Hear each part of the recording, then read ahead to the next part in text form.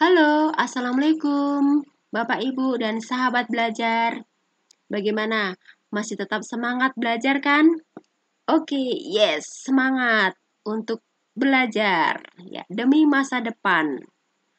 Oke, pada kali ini kita akan belajar manajemen perubahan tentang agen perubahan dan keahlian dalam mengkomunikasikan perubahan.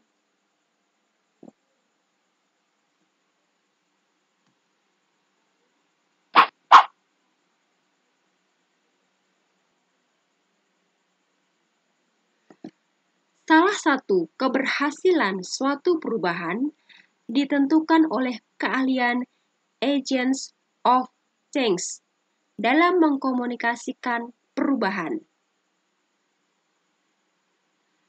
Agent of change di sini dinamakan juga agen perubahan. Bapak, Ibu, dan sahabat belajar penasaran kan? Siapa itu agent of change atau agen perubahan? Apa saja tugas dan fungsi agen perubahan? Kemudian peranannya apa saja dalam perubahan?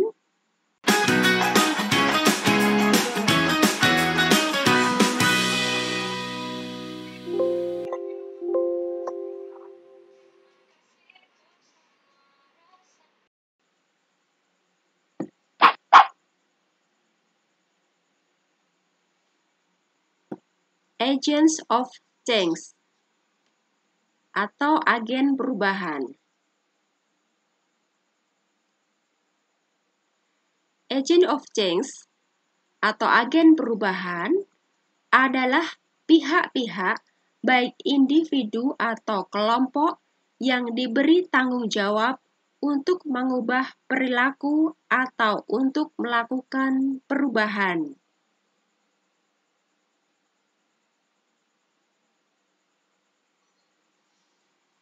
Menurut Sukanto, agent of change yaitu seseorang atau sekelompok orang yang mendapat kepercayaan sebagai pemimpin satu atau lebih lembaga-lembaga kemasyarakatan. Menurut Nasution, agent of change yaitu orang yang membantu terlaksananya perubahan sosial atau suatu inovasi berencana. Sedangkan menurut Robin dan Coulter, agen perubahan adalah orang yang bertindak sebagai katalisator dan mengelola perubahan yang terjadi.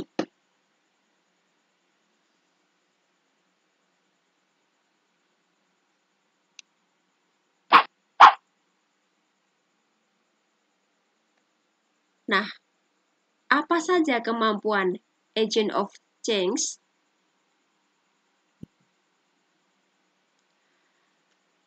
Agent of change mampu menanamkan karakteristik dalam dirinya agar menjadi panutan atau teladan bagi sekelompok orang yang menjadi target perubahannya.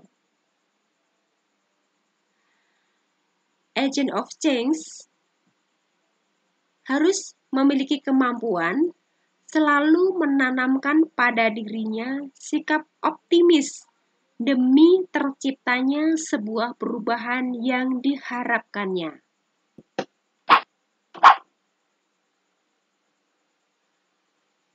Untuk berikutnya, fungsi agent of change atau agen perubahan diantaranya yaitu sebagai katalis atau penghubung yang menggerakkan suatu masyarakat untuk melakukan perubahan. Sebagai solution giver atau memberikan solusi. Di sini fungsi agent of change atau agen perubahan yaitu memberikan solusi dalam suatu pemecahan masalah yang terjadi. Fungsi yang berikutnya yaitu proses helper, memberikan pertolongan. Sebagai tokoh yang membantu dalam proses perubahan. Kemudian, agent of change sebagai resources linker atau sumber-sumber. Agen perubahan di sini sebagai penghubung dengan sumber-sumber yang diperlukan untuk memecahkan masalah yang terjadi.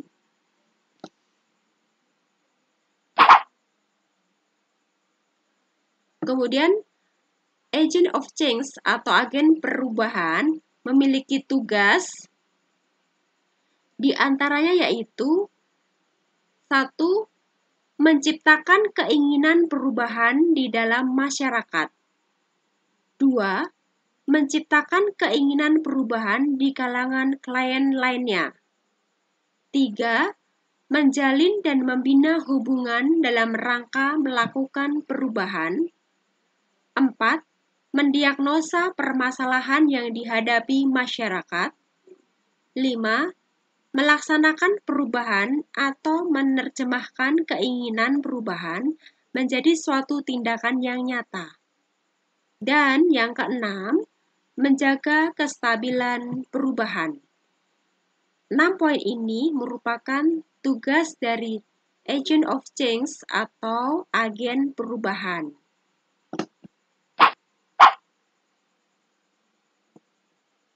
Untuk berikutnya, seorang agen perubahan ini harus memiliki etika atau nilai pribadi yang harus ada pada seorang agen perubahan. Di antaranya yaitu 1. Bertanggung jawab terhadap diri sendiri. 2. Bertanggung jawab terhadap profesionalisme dalam pengembangan dan kompetensi. 3. Bertanggung jawab terhadap klien dan pihak-pihak lain. 4. Bertanggung jawab terhadap profesi. Dan yang kelima, bertanggung jawab terhadap lingkungan sosial.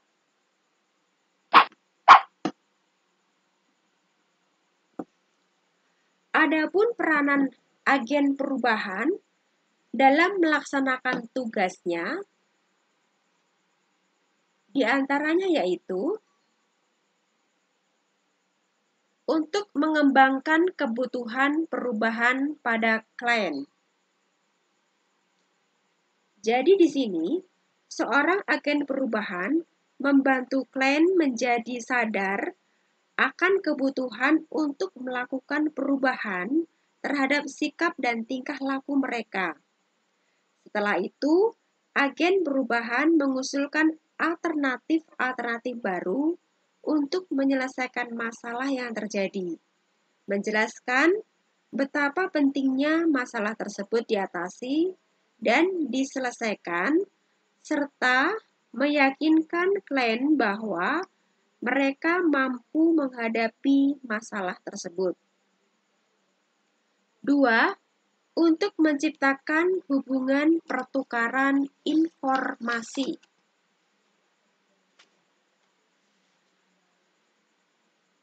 Ketika kebutuhan untuk melakukan perubahan diciptakan, seorang agen perubahan harus mengembangkan hubungan dengan para kliennya. Agen perubahan dapat meningkatkan hubungan dengan para kliennya dengan cara memiliki sikap yang terpercaya, kompeten, serta berempati terhadap kebutuhan dan permasalahan terhadap kliennya. Berikutnya, untuk menganalisis masalah klien. Agen perubahan bertanggung jawab untuk menganalisis permasalahan pada klien untuk menentukan mengapa alternatif yang ada sebelumnya tidak cocok dengan kebutuhan mereka. Di sini, tugas agen perubahan adalah mencoba untuk mengetahui masalah apa yang dihadapi kliennya dan mencoba menemukan inovasi yang paling tepat. Peranan berikutnya yaitu untuk menumbuhkan niat berubah pada klien. Nah, di sini setelah agen perubahan menyelidiki tentang bermacam-macam kesempatan dari tindakan yang dapat mengantarkan klien mencapai tujuan mereka, agen perubahan mencari cara agar mereka tertarik dengan inovasi yang diciptakan agen perubahan tersebut. Peranan berikutnya untuk menerjemahkan niat klien ke dalam tindakan.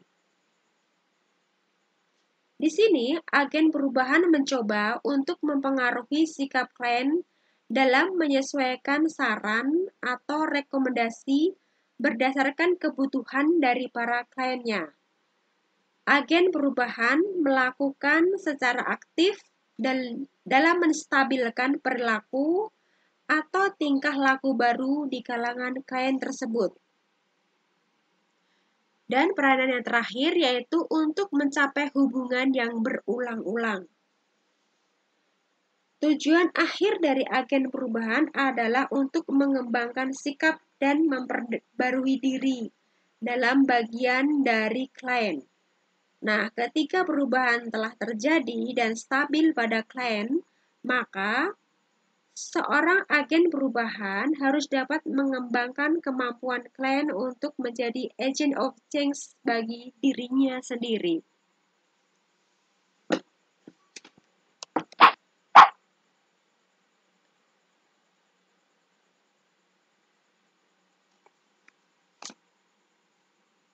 Jenis-jenis agen perubahan. Jenis-jenis agen perubahan terdapat 3 jenis, diantaranya yaitu 1. Agen perubahan internal. Agen perubahan internal ini adalah staf ahli dari dalam organisasi yang secara khusus dilatih untuk melakukan pengembangan organisasi. Kemudian yang kedua, agen perubahan eksternal. Agen perubahan eksternal ini adalah individu dari luar organisasi yang ditugaskan untuk memberikan usulan mengenai perubahan. Kemudian 3, agen perubahan eksternal internal. Agen perubahan eksternal internal adalah upaya memadukan orang-orang dari dalam organisasi dan dari luar organisasi dengan mengambil kelebihan dan kelemahan dari agen perubahan internal dan eksternal. Bapak, Ibu, dan sahabat belajar yang saya cintai, berdasarkan uraian yang sudah kita pelajari tadi, dapat ditarik suatu kesimpulan bahwa setiap perubahan besar memerlukan leadership. Perubahan besar sangat sulit untuk dilaksanakan sendirian dan memerlukan jangka waktu lama untuk menjalankan prosesnya. Perubahan besar memerlukan kekuatan yang luar biasa besarnya untuk mempertahankan proses perubahan itu sendiri.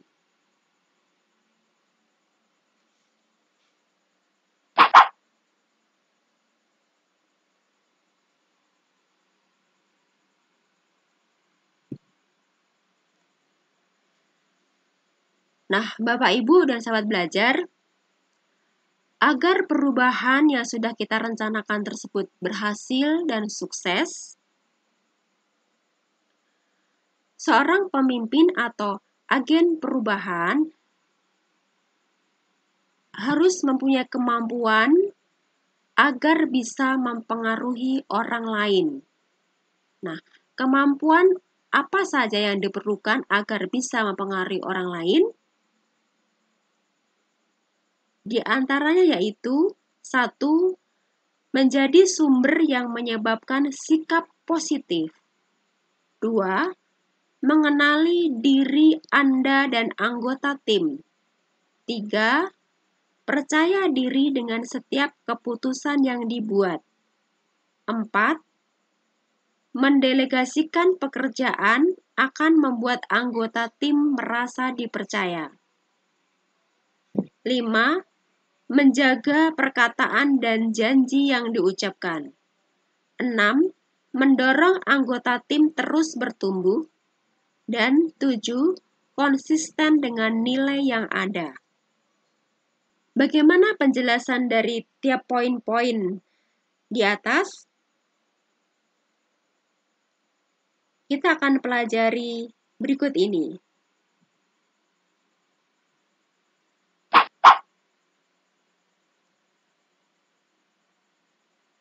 1. Menjadi sumber yang menyebarkan sikap positif.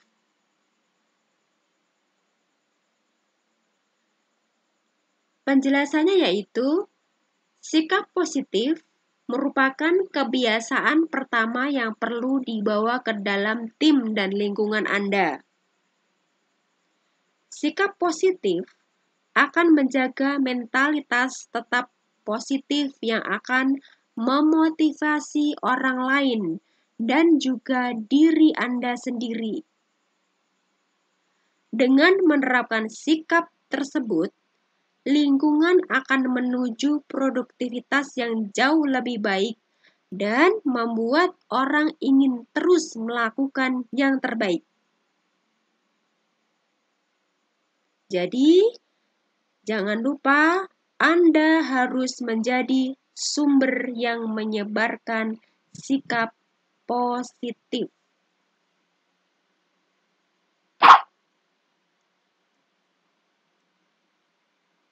2.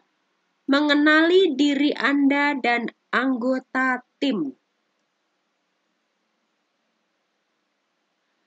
Kemampuan untuk mengetahui kekuatan dan kelemahan tim memungkinkan Anda untuk mendapatkan hasil terbaik dari tim.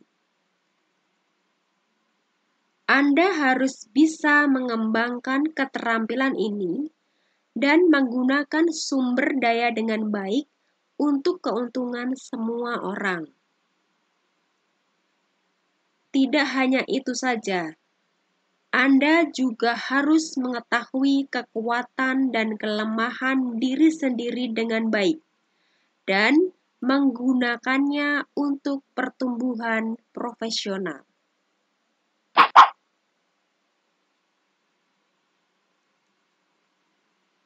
3. Percaya diri dengan setiap keputusan yang dibuat. Jadilah pemimpin yang percaya diri dan tidak mudah mengkhawatirkan setiap masalah yang sedang dihadapi. Terus menjaga diri Anda sendiri dan anggota tim tetap tenang dalam menghadapi setiap masalah, menunjukkan bahwa Anda berfokus pada tujuan yang besar.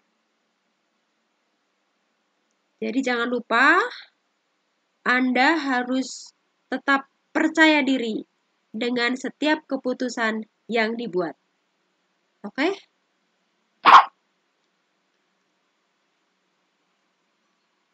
Empat, mendelegasikan pekerjaan akan membuat anggota tim merasa dipercaya.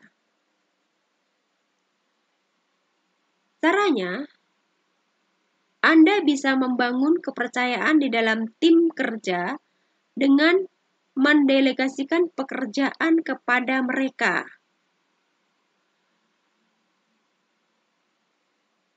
Mendelegasikan pekerjaan yang baik adalah mampu menggunakan kekuatan orang dengan baik dan menciptakan tantangan positif yang memungkinkan anggota tim tumbuh serta mendapatkan keterampilan dalam prosesnya.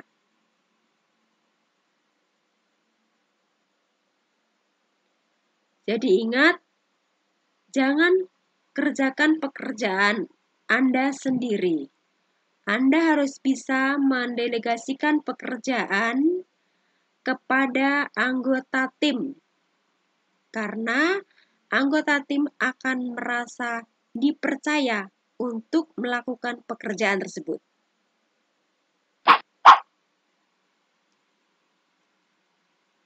5. Menjaga perkataan dan janji yang diucapkan. Agar bisa menjadi seorang pemimpin yang baik, maka Anda harus bisa memimpin dengan teladan. Anggota tim tidak akan melakukan apa yang Anda ucapkan jika mereka tidak melihat Anda melakukan hal yang sama. Anda harus bisa menjaga setiap perkataan dan janji yang diucapkan jika ingin dilihat sebagai orang yang berkomitmen dan bisa dipercaya.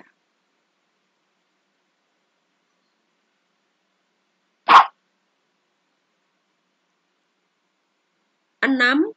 Mendorong anggota tim terus bertumbuh. Dengan mendorong anggota tim untuk menjadi lebih baik, akan membuat mereka terus bertumbuh dan tidak berjalan di tempat. Seorang pemimpin yang baik mengetahui pentingnya mendorong anggota tim untuk menjadi sosok terbaik.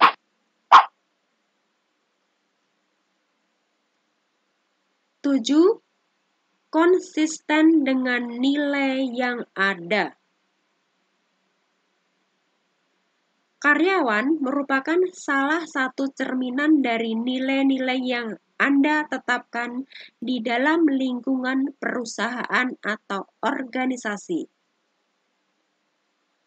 Kepemimpinan yang sukses mengharuskan Anda untuk melakukan yang benar untuk tim dan bisnis.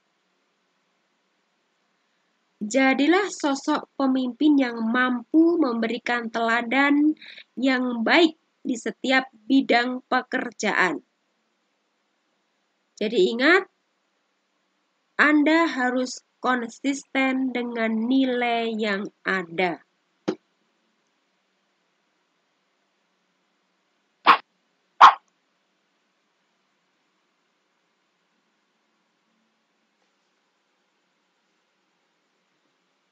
Berikutnya, kita akan mempelajari tentang syarat tim pelopor perubahan.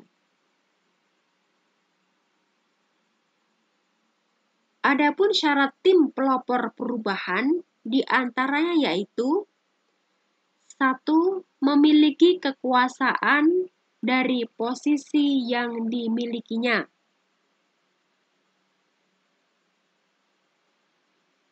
2. Memiliki keahlian.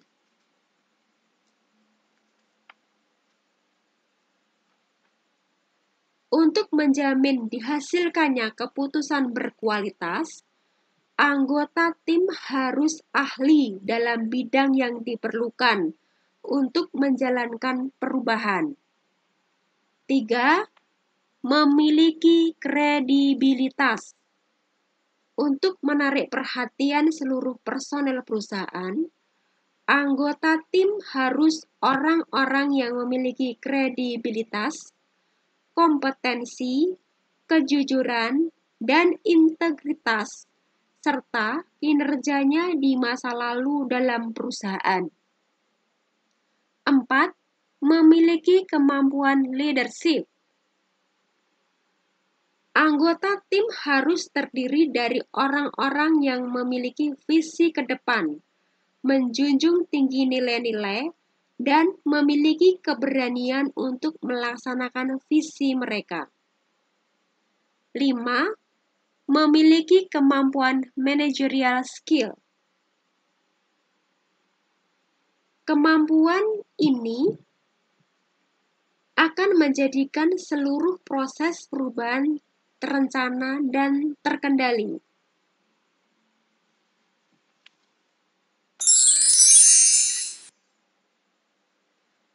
Alhamdulillah, kita telah selesai mempelajari keahlian dalam mengkomunikasikan perubahan. Bagaimana Bapak Ibu dan sahabat belajar? Semoga apa yang sudah saya sampaikan bisa dipahami dan bisa diaplikasikan dalam dunia kerja. Untuk selanjutnya, saya ada pertanyaan. Pertanyaannya yaitu, 1. Sebutkan syarat sebagai tim pelopor perubahan. 2. Sebutkan fungsi agen perubahan.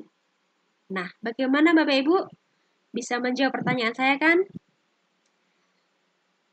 Oke, semoga bisa menjawab pertanyaan dari saya ya. Jawabannya bisa ditulis di kolom komentar di bawah ini. Untuk mahasiswa IBM ASMI, jawaban bisa diupload di e-learning.